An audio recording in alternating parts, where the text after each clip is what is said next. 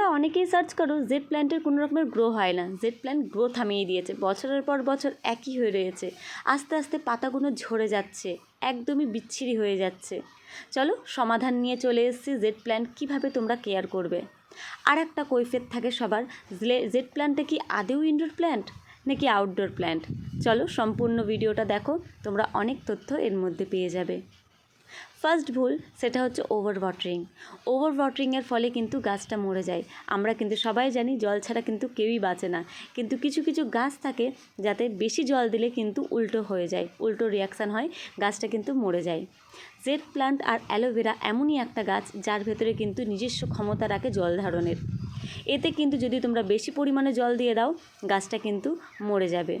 আর যখন পাতা ঝরে যাবে পাতাটাকে লক্ষ্য করে তোমরা বুঝতে পারবে কী কারণে পাতা ঝরলো। যদি সতেজ পাতা ঝরে তাহলে ভাববা এটা ওভার ওয়াটারিংয়ের কারণে হচ্ছে। যদি পাতা শুকিয়ে গিয়ে ঝরে তাহলে ভাববে এটার জলের অভাবে এটা হচ্ছে। তারপরে বলি যে এটাকে ইনডোরে রাখবে না আউটডোরে রাখবে, এই গাছটা কি সূর্য ভালোবাসে নাকি সূর্য ভালোবাসে না। সেটা হচ্ছে এই গাছটা কিন্তু খুব সূর্যপ্রিয়, সূর্য একে লাগবেই, সূর্যর 6-7 ঘন্টা যাতে এর পুরোপুরি লাগে তবেই কিন্তু গাছ ভালোভাবে গ্রো করবে। তা বলে যে একদমই বাইরে রেখে দেবে তাও করো না, একে এমন জায়গায় রাখো যাতে দিনের 6-7 ঘন্টা পুরো টানা রোদ লাগে আর বাদবাকি ছাওয়া।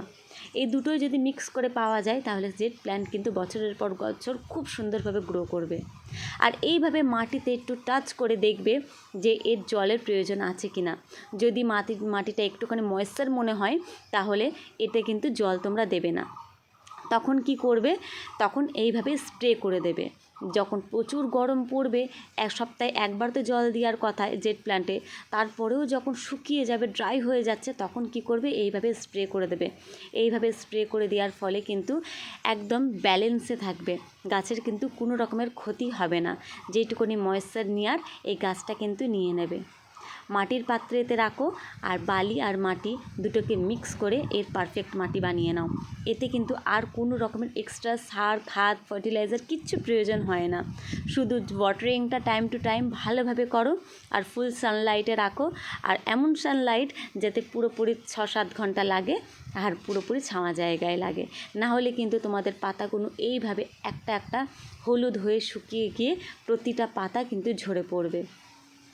জেড প্ল্যান্ট আমরা কিন্তু অনেকেই জানি এটা একটা লাকি প্ল্যান্ট, যেটা আমাদের মানা, জানি না এর মধ্যে কতটা বাস্তবতা আছে, কিন্তু যে জিনিসটা মানা সেই জিনিসটা আমি মানি, এই জিনিসটাকে আমি মানি যে এটা একটা লাকি প্ল্যান্ট। সেইটাকে একটুখানি ভালোভাবে পরিষ্কার পরিচ্ছন্ন করে এই গাছটাকে রাখো, গাছটা কিন্তু খুব সুন্দরভাবে গ্রো করবে। আর গাছটা আমার কতটা ভালো হেলদি রয়েছে তোমরা দেখে হয়তো বুঝতেই পারছো, নিচ থেকে কত সুন্দর সুন্দর একদম ব্রাঞ্চ বেরোচ্ছে।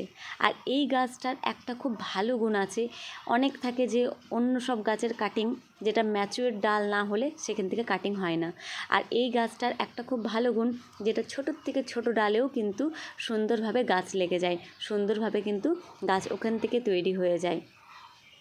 চলো আজকের মতন এইটুকুনি। আর এই ভিডিওটা যদি একটু হেল্পফুল হয়ে থাকে তাহলে প্লিজ একটা সাবস্ক্রাইব করে দিও, তাহলে আমার ভিডিওর প্রত্যেকটা নোটিফিকেশান তোমাদের কাছে পৌঁছে যাবে আর তোমাদের ইচ্ছা মতন প্রয়োজন মতন সেই ভিডিওটা তোমরা দেখে নিতে পারবে।